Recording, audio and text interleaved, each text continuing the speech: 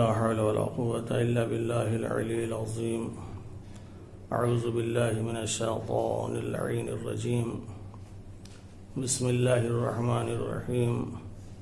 الحمد لأهله والصلاة على أهلها أما بعد. خداوند عالم نے معرفت کو سبب خلقت کائنات قرار دیا ہے. كنت كنزا مخفيا فأحببت أن أعرف فخلقت الخلق. تصور معرفت کے بغیر جب دنیا کا وجود ممکن نہیں ہے تو انسان بغیر معرفت کے کمال کیسے حاصل کر سکتا ہے؟ اسلام میں ہر چیز کا وقت اور زمانہ معین کیا گیا ہے تاکہ انسان وقت اور زمانے کا پابند ہو. نماز روزے کا وقت معین ہے. نماز یومیہ وقت سے پہلے اگر پڑھنا چاہیں نہیں پڑھ سکتے.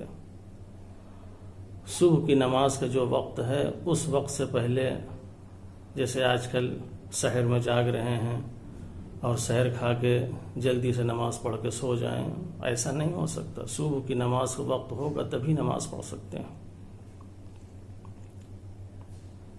ظہرین کی نماز، اس کا بھی جب اپنا وقت ہوگا تبھی آپ اسے پڑھ سکتے ہیں، اس سے پہلے نہیں پڑھ سکتے. روزہ، اس کا وقت جو ہے اسی وقت پر آپ روزہ کھول سکتے ہیں. وقت سے پہلے اگر آپ روزہ کھولنا چاہیں روزہ نہیں کھول سکتے. حج اور یہ واجب روزے، ان کا جو زمانہ معین ہے آپ اسی زمانے میں انہیں انجام دے سکتے ہیں. حج اگر آپ زمانہ حج سے پہلے یا زمانہ حج کے بعد کسی اور مہینے میں کرنا چاہیں، ذیقعد کے مہینے میں، شوال کے مہینے میں یا ذی الحج کے بعد آپ نہیں کر سکتے. اگر حج کرنا ہے تو جو حج کا زمانہ معین ہے اسی میں حج ہوگا، اس سے آگے پیچھے نہیں ہو سکتا. ماہ رمضان کے جو روزے واجب ہیں، اگر آپ یہ چاہیں کہ ہم ماہ رمضان کا روزہ شعبان میں رکھ لیں یا رجب میں رکھ لیں تو آپ رجب اور شعبان میں روزہ نہیں رکھ سکتے.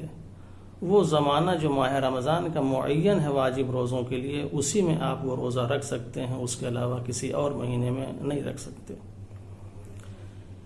اسلام ہمیں وقت شناسی اور زمانہ شناسی کے ذریعے پنکچول بنانا چاہتا ہے، ہمیں ہر میدان میں آگے دیکھنا چاہتا ہے. لیکن ہم مسلمان نہ پنکچول بننا چاہتے ہیں اور نہ آگے بڑھنا چاہتے ہیں. جتنی بدنظمی، جتنی سستی، جتنی کاہلی ہمارے یہاں ہے شاید کسی اور قوم میں ہو. یہی وجہ ہے کہ آج ہم ہر میدان میں پیچھے ہیں اور دوسری قومیں وقت اور زمانے کا فائدہ اٹھا کر آگے بڑھتی چلی جا رہی ہیں، جبکہ آگے ہمیں ہونا چاہیے. جیسا معبود ہمارے پاس ہے کسی کے پاس ایسا معبود نہیں ہے. جیسے انبیاء ہمارے پاس ہیں ویسے کسی اور کے پاس نہیں ہیں. جیسے امام ہمارے پاس ہیں ویسے کسی اور کے پاس نہیں ہیں. جیسے رہبر اور ہادی ہمارے پاس ہیں ویسے کسی کے پاس نہیں ہے. آگے ہمیں بڑھنا چاہیے. نہ ہمارے نبی کسی میدان میں پیچھے رہے، نہ ہمارے امام کسی میدان میں پیچھے رہے. ہر میدان میں وہ آگے رہے. لیکن ان تمام چیزوں کے ہونے کے باوجود آج ہم ہر میدان میں پیچھے ہیں. وقت اور زمانہ ہم سے آگے نکل جا رہا ہے. ہم ہیں کہ ہلنے کے لیے تیار نہیں ہیں. ہم اگر آگے بڑھنا چاہیں تو وقت اور زمانے کی رفتار تھم جائے گی. ہم اپنے وقت اور زمانے سے آگے بڑھ سکتے ہیں، اور بڑھنے کے لیے ہمیں کہا بھی گیا ہے بچوں کی تربیت کے حوالے سے کہ جب اپنے بچوں کی تربیت کرو تو اپنے زمانے کے لحاظ سے نہ کرو. 20 سال آئندہ کو پیش نظر رکھتے ہوئے اپنے بچوں کی تربیت کرو، اس لیے کہ بچے تمہارے زمانے کے نہیں ہیں، یہ آنے والے زمانے کے بچے ہیں. یہ لیکن ہم جو ہے کسی بھی میدان میں آگے نہیں بڑھ پا رہے ہیں، جبکہ آگے بڑھنے کے لیے ہمیں قرآن نے جھنجھوڑا۔ افحسبتم انما خلقناکم عبثا، کیا تم یہ گمان کرتے ہو کہ ہم نے تمہیں بیکار اور عبث پیدا کیا ہے؟ یوں ہی عبث اور بیکار زندگی گزار کے اس دنیا سے چلے جاؤ گے؟ لیس للانسان الا ما سعى، انسان کی جتنی بھی ترقی، جتنا بھی کمال، جو کچھ بھی ہے وہ کوششوں کے نتیجے میں ہے۔ تم کوشش نہ کر کے، محنت نہ کر کے، مشقت نہ کر کے ترقی اور کامیابی حاصل کرنا چاہو، یہ کہاں سے ہو سکتا ہے؟ تم کوشش کر کے آگے نہ بڑھنا چاہو، یہ کہاں سے ہو سکتا ہے؟ لہٰذا محنت کرو، کوشش کرو تاکہ آگے بڑھ سکو۔ ائمہ معصومین علیہ السلام نے ہمیں اس مسئلے میں غیرت دلائی تاکہ کم سے کم آدمی آگے بڑھے، لیکن جب ہمارے اندر غیرت مر چکی ہو تو پھر آگے بڑھنے کا سوال ہی نہیں ہے۔ امام علی علیہ السلام فرماتے ہیں من استوى یوما فہو مغبون، وہ انسان خسارے اور گھاٹے میں ہے جس کے 2 دن ایک جیسے گزر جائیں۔ جیسا کل گزرا تھا ویسا آج بھی اگر گزر جائے تو واقعاً ہم خسارے میں ہیں، ہم گھاٹے میں ہیں۔ یا اسی کو دوسرے جملے میں کہا من استوى یوما فہو ملعون، وہ شخص ملعون ہے جس کے 2 دن ایک جیسے گزر جائیں۔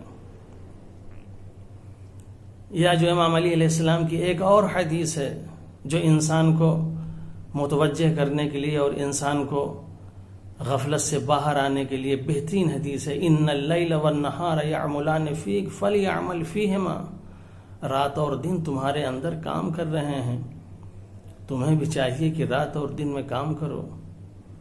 رات آ کے ہماری زندگی سے ایک رات لے کے چلی جا رہی ہے، دن آ کے ہماری زندگی سے ایک دن لے کے چلا جا رہا ہے۔ یہ رات اور دن ہماری زندگی سے ہماری عمروں کو لے کے چلے جا رہے ہیں اور ہم ان رات اور دن میں کچھ کرنا نہیں چاہ رہے ہیں۔ وقت اور زمانے کی معرفت نہیں ہوتی تو وقت یوں ہی پانی کی طرح بہتا رہتا ہے اور ایک دن وہ بھی موت کے سیلاب میں بہہ جاتا ہے۔ ہماری قوم کے پاس کچھ ہو یا نہ ہو وقت بہت ہے۔ اعلان مجلس 10 بجے شروع ہوگی، 12 بجے، 11 بجے، کارڈ میں بارات کے آنے کا وقت 8 بجے لکھا جائے گا، بارات آئے گی 11 بجے، 12 بجے۔ 5 منٹ میں پی جانے والی چائے ہوٹلوں میں 2-2 گھنٹے میں بیٹھ کے پی جاتی ہے۔ وہ شادی جو 5 منٹ میں ہو جاتی ہے وہی شادیاں 1-1 ہفتوں میں ہوتی ہیں۔ آج لگن ہے، کل سانچہ و مہندی ہے، پرسوں شکرانہ ہے، پھر شادی ہے، پھر ریسپشن ہے، کیونکہ ہمارے پاس وقت بہت زیادہ ہے۔ لہٰذا ہمیں وقت کو ضائع کرنے میں کوئی افسوس بھی نہیں ہوتا۔ خداوند عالم اس ماہ رمضان میں ہمیں کچھ دے یا نہ دے، وقت شناسی اور زمانہ شناسی کی دولت اور معرفت ضرور دے تاکہ ہم تضییع اوقات سے محفوظ رہیں، ہم تضییع اوقات نہ کریں، ہم وقت کو ضائع و برباد نہ کریں، وقت کے ساتھ ساتھ قدم ملا کر چلیں۔ اور اگر وقت کو ہم ضائع کرتے رہے، وقت کو ہم تباہ و برباد کرتے رہے تو ایک دن ایسا آئے گا کہ یہی وقت ہمیں رلائے گا، جیسا کہ آج ہم اپنے گھروں میں بیٹھے ہوئے لاک ڈاؤن کی وجہ سے رو رہے ہیں کہ ہمارے ساتھ کیا ہو رہا ہے۔ کوئی بھوکا ہے، کوئی پیاسا ہے، کوئی پریشان ہے، طرح طرح کی مشکلوں میں انسان گرفتار ہے۔ خداوند عالم ان تمام مصیبتوں پریشانی سے ہم کو محفوظ رکھے۔ وآخر دعوانا ان الحمد للہ رب العالمین۔